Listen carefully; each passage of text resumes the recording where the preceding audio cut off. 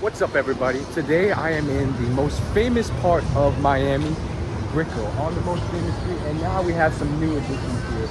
Self-driving robots delivering healthy food to people. It's pretty crazy here. This is my first time back in Miami in over 3 years, and I feel some things haven't changed.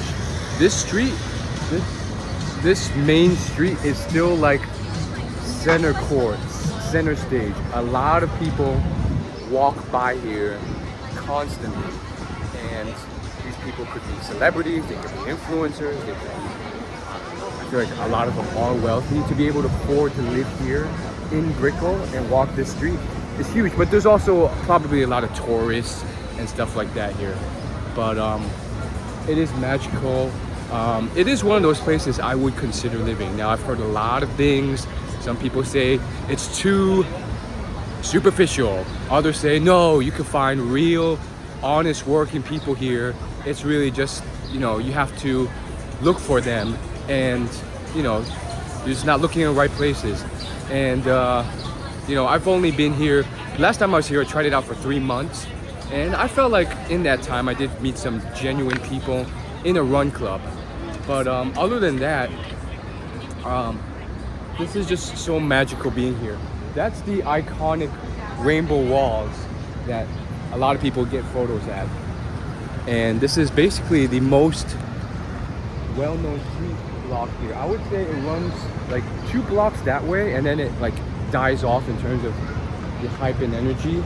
And then there's some like really famous restaurants, like that one down there. You see a lot of like wealthy people come out of. That's the Chipotle where I met this like Asian influencer, who was like a fitness influencer many years ago. But then he didn't really want to talk to me because like I guess he was busy or whatnot. But I gave him some compliments and then left. Like he comes from California. He used to be the cameraman for Bradley Martin. And then this is cool. I would have ignored that Capital One Cafe, but since I was just in New York City last week, there's a ton of these, and I was looking for free co-working spaces. I imagine this is similar, where when it's open, you can come in, work for free, get Wi-Fi, and if you have a Capital One card, you get a small discount. So there was a ton of them in Manhattan when I was working from there. And here there's not as many, but you don't need as many. And then this is, sorry, I think I caught something from New York to here. But now it's only been like 3 blocks, but we've pretty much hit the end of like most of the hype. That right there, I believe, is 3 years ago. I approached a girl who was pretty cute right there. She was actually impressed by how direct I was. And then I got her Instagram, we stayed in touch. Nothing really happened though. I still sucked. I sucked at it, so plus I wasn't like living here for long. So nothing happened, but still stay in touch with her. And then up ahead is the mall, the shopping mall. I've been there many times, and look at that, we got a gold car here. This is so Miami. There's so many luxury cars here. It's crazy. Like, wow, some say it is a superficial city, and I can see that, and sometimes I feel that. Other times, I feel like, hey, better to live in a place where it's clean, nice, and you see all these fancy stuff than a place where everything's run down and dirty and broken, which I've also lived in. Some things never change. That Burger King was still here 3 years ago. I may have even ordered something from there. I can't remember. But that's never changed. That thing has prime real estate, and there's some random businesses here. I don't think, if I had that real estate, I would not move. That's like a prime location for it. But yeah, I just wanted to share y'all a little vlog of me visiting Miami again. And for me, it's a different set of emotions because I'm not just a tourist coming here. I'm literally someone who could and would consider living here.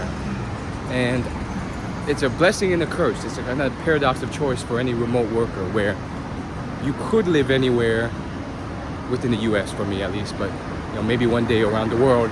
You could live anywhere. Where would you live? And you're always assessing, and it's a little tough.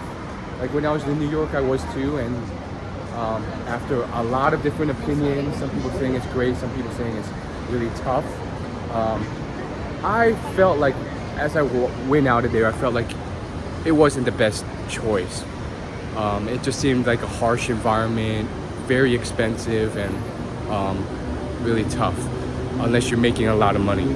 But now I want to do something I've never done, which is go to the end of this block, which is really, it's only like 5 blocks, and see just like what is on the other side. Because I feel like every other time I've been here, I've just stopped at this block. Maybe I've gone to the shopping mall a few times. It's I think it's 4 stories, and it has a great photo op at the top there to see the that Brickell rainbow thing that everyone gets an Instagram photo of. But I've never gone beyond here. I would say most people don't. And it's just interesting to see what's actually here. Does it just die off? Let's find out. Now, Suit Supply, some things don't change. I think that's a great suit store, and it's still here 3 years later. So now I'm going to just walk to the end. No, pero si te montas el cuello, te jala por el cuello.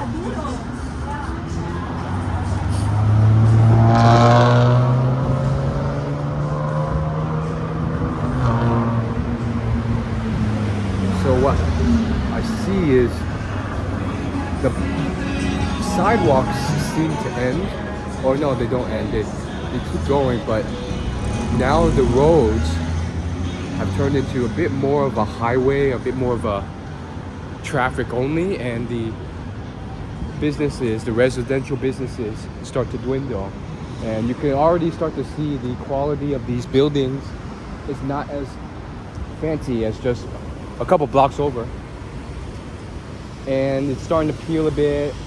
The real estate here is maybe not as good, but still in that rich Brickell area. So we have a dog care, a daycare, a barber shop, and so forth. Here we have an H&M, and then up ahead we just have no more businesses, but we have roads and apartments.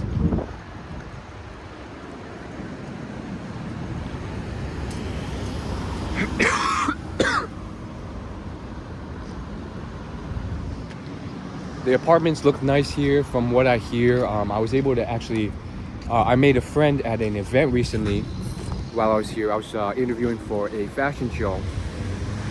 And during that event, I met someone that I had met earlier when I lived in Las Vegas. And she actually ended up inviting me out. And I was able to tour with her friend, her apartment. And she lives really nice, and she's saying that for $2,200 a month, you can get like a really nice apartment with like a beautiful pool, a lot of space, and you can overlook this whole city of Miami, and you can see the water, bridge, and live in prime Brickell. She literally lives like in the city center of Brickell, where it's really nice. So $2,200 is, I mean, it's not cheap, but for someone making 6 figures or more, $2,200 is doable for sure. And in comparison, if you're living in Manhattan,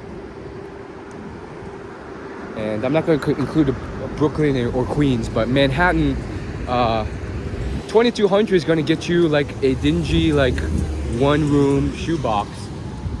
So there's the trade-off. Is that worth it? Is it not? Hard to say.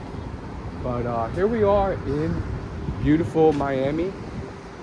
This is a cool walkway to walk if you wanted to take a jog or a walk of some sort. So I'm going to end the recording here and then just do a little walk and go back through that Brickell area and just take it in, because it's such an incredible place to be.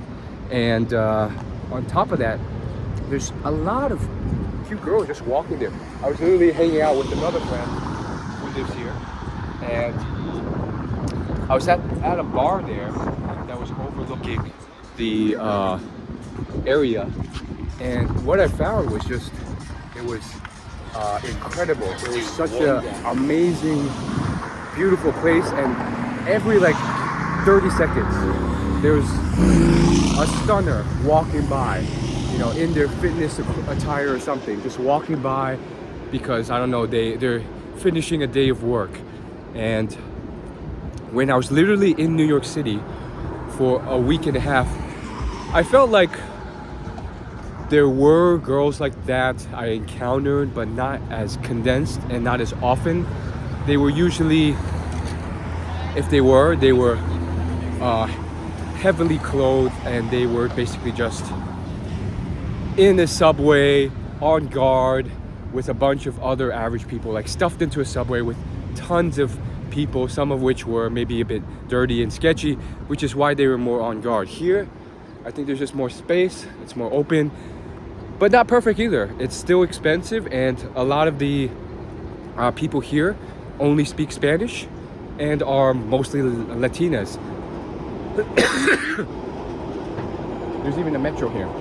Not as good as New York's, but still. And what happens? Well, there's not much diversity here in terms of Asians, so that's another downside to living here. You kind of give up that camaraderie and the diversity of food. I've had the food here, and a lot of the Asian Chinese food kind of sucks here, especially compared to New York City, because there's not enough of a demand or understanding of it. So from what I've been told by the locals and my friend, a lot of the Asian food here is fusion Asian. It's not even real Asian Chinese food. So that being said, I mean, it's not a bad place to live. You know, you got the beach here, you got the sea.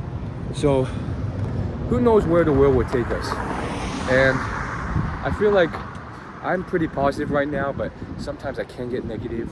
I can be much more negative in my head, and you know, it's sometimes like, oh, I don't know if things will ever kind of fully work out for me. And